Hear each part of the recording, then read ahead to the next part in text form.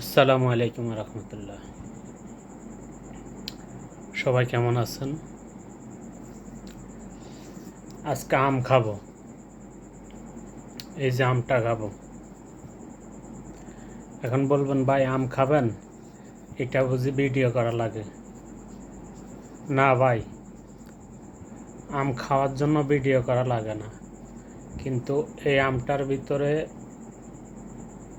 অনেক মায়া, মহাব্বত, ভালোবাসা আছে, এই জন্য ভিডিওটা করলাম। এই আমটা আমাদের দেশি আম, বাংলাদেশি আম।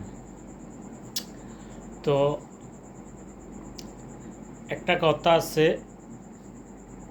ভাই বড় ধন, রক্তের বাঁধন, যদিও পৃথক হয় নারীর কারণ। এই আমটার পিছনে কিছু কথা আছে। কথাটা হইছে, এই আমটা বাংলাদেশ থেকে আসছে।